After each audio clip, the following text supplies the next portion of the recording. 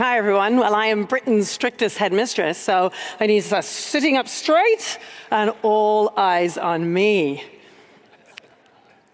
A few weeks ago, we all saw the same footage. A young man called Henry Novak, barely out of childhood, handcuffed on the ground, begging the police for help.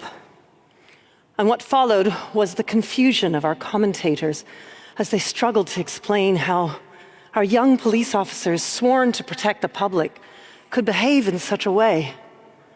No one seemed to have a convincing answer. But when you spend a lifetime in schools, it's pretty clear what's going on. Those young police officers are not a special case. They're collateral damage, and the pattern runs far further afield than policing. Last September, Charlie Kirk was shot, and within hours, young people were celebrating all over the internet, despite the fact that his two little children would have to grow up without their father. Many of us looked on in disbelief. What has happened to the moral core of our young people? Something has changed profoundly in how our young people see the world. Those police officers were not evil. They were not incompetent. They were terrified of being seen as racist. Charlie Kirk held views young people find objectionable, and so his death was cause for celebration. Henry Novak's attacker was a brown man, so the police's deepest instinct to protect the victim was overridden by their most powerful fear, being accused of racism. The police are not special. They're what some of our young people have become, so consumed by white guilt that they will do crazy, irrational, and inhumane things rather than risk being seen as racist. Unless we try to explain this change in our moral core and the moral core of our young people, and why we are witnessing this culture change across many Western countries, we cannot pretend to care about the West. Our profound lack of interest in the moral values surrounding our children has caused our civilizational collapse. The reason the younger generation see things as they do is because they have been taught to view people in two camps, those who are oppressed and those who are oppressors. And in their eyes, Charlie Kirk was an oppressor, so his death did not warrant grief.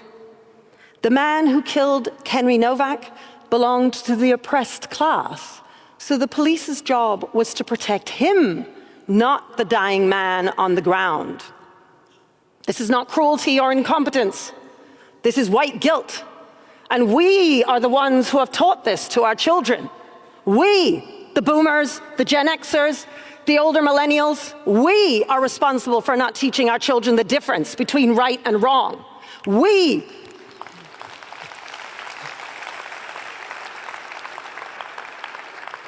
We are the ones who immersed our children in a culture of victimhood, which is at odds with the culture of personal responsibility we all grew up in, a culture we've very stupidly taken for granted.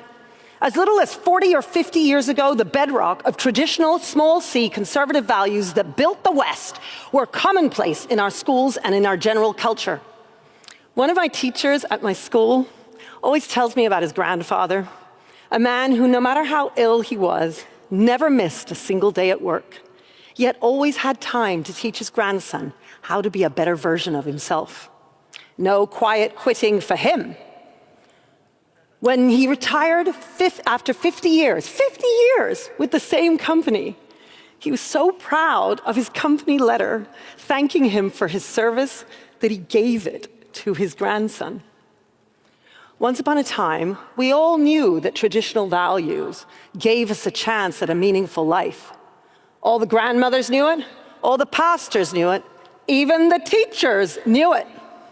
So why don't our young people know it now? We boomers, Gen Xers, and older millennials think school is just about teaching algebra. Your kid's science teacher not so good?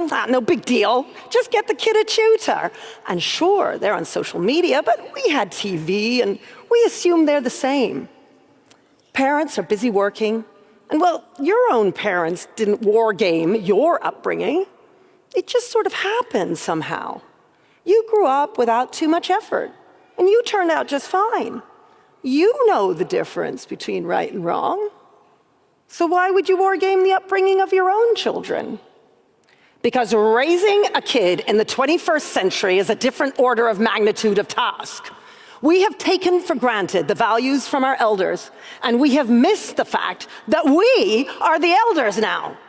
The only reason the Sex and the City liberalism of the 1990s was fine was because we were anchored by the small c conservatism of our parents and our grandparents. Do you ever wonder why Gen Z behaves so differently in the workplace? Not all of them, sure, but we all know they tend to be more performative than older generations, tend to value feelings more, and don't really embody the small c conservative values of duty to others or real sacrifice instead of the performative kind. Instead, young people swim in a culture of instant gratification and live your best life. You do you. Be who you want to be. And if you think Gen Z is bad, just you wait till you see Gen Alpha. The culture shift comes from what children learn at school and online. Ask any young person what history they learned at school, and they'll tell you Hitler. Ask them what else? Slavery. Ask them what else? American civil rights. In fact, what little they know of history will be all about black and brown people fighting for equality against the white man, women fighting men for the vote, gay and trans people fighting for various rights. Our young people have been taught that history is simply one long story about various groups struggling under the oppressive dead white man. Out with Dickens, Shakespeare, Kipling, and Wordsworth. We must decolonize. History is taught through an oppressor lens. The triangular slave trade, white men held the power. What about Britain ending the slave trade? More than a quick mention, if at all? No. What of the Arab slave trade that lasted 3 times as long as the triangular slave trade? No. Okay, so GCSE history in Britain is often taught as migration through time. So the idea that Britain has always been a land of immigrants is embedded in our children's heads. Most schools would prefer to concentrate learning about the tiny number of black people who existed in Tudor England over a thorough analysis of England's break from Rome. Medieval history becomes her story and is told through the eyes of Eleanor of Aquitaine, because after all, she was a woman. Not to mention weeks on King Mansa Musa of Mali, because he was a black Muslim. His bearing on British institutions, laws, and faith is non-existent. And the fact that he is said to have been the richest man in history, thanks in part to his massive slave-owning society, is a detail somehow that teachers rarely ever teach. But it isn't just our schools. It's our general culture, too. Take your kids to a museum or an art gallery in any Western country, and you'll find the same narrative. As an example, when learning about aviation in London's Science Museum and the extraordinary feat that is man making massive machines move in the sky, a write-up on the wall explains that women and black people were historically barred from aviation schools and the military. Similarly, James Watt, the man who invented the steam engine and is considered the founder of the Industrial Revolution, has a write-up on the wall explaining that his early career involved slave trafficking with a bonus analysis of the whole of Britain's complicity in the slave trade. They flatten the entire human story and all of its complexities into the narrative of oppressor and oppressed, leaving young people unable to see the world in any other terms.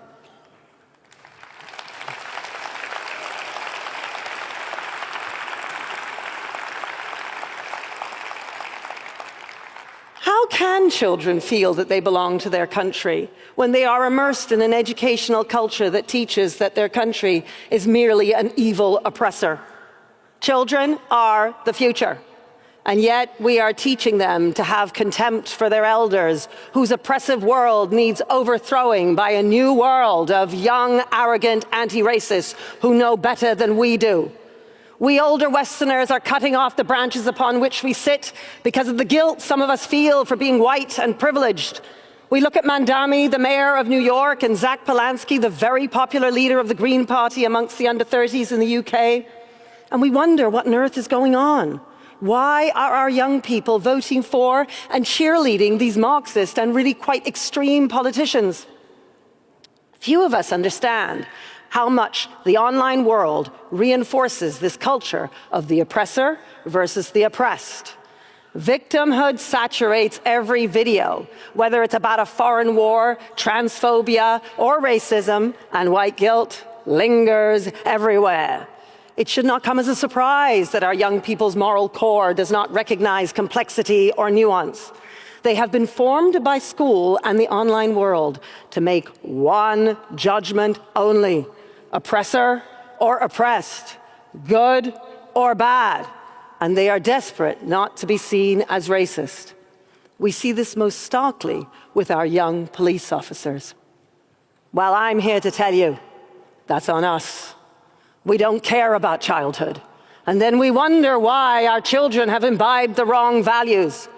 At my school, Michaela, developing traditional moral character and defending our inherited tradition is at the center of what we do. Now, being a teacher, I've got some homework for you. I want you to live your lives by the small c conservative values that were instinctive to our grandparents. Be brave and put away your lifestyles of anything goes. Saving the West ain't easy, you know. And then you need to narrate those traditional values openly with your children, your grandchildren, your nephews, your nieces, as if we're going to war. We need...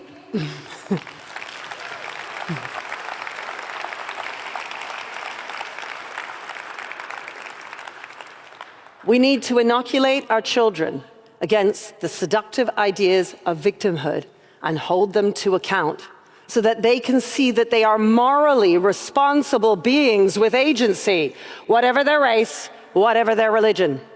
So yes, Henry Novak's police officers were trained with the wrong priorities, but that training was only fuel on a fire that has been burning their whole entire lives. A young man lay dying on the ground, and their most powerful instinct was not to help him, but to manage their own terror of being seen as racist. This is not a policing failure. This is a civilizational failure, and it belongs to us because of what we have done and are doing to our children.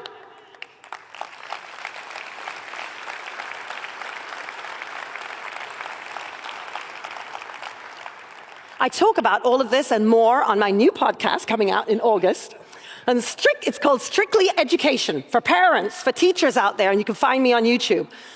We all need to be brave enough to teach children a sense of duty and service, love of country, gratitude over entitlement, hard work over laziness, forgiveness over vengeance. And our children will reject the oppressor and oppressed narrative instinctively. They will know in their hearts that dignity comes through owning one's moral agency, through being responsible and sacrificing for the betterment of the whole. Schools matter. Families matter. Children matter. Save our children, and we'll save the West. Thank you. 'Cause the flag still stands for freedom, and they can't take that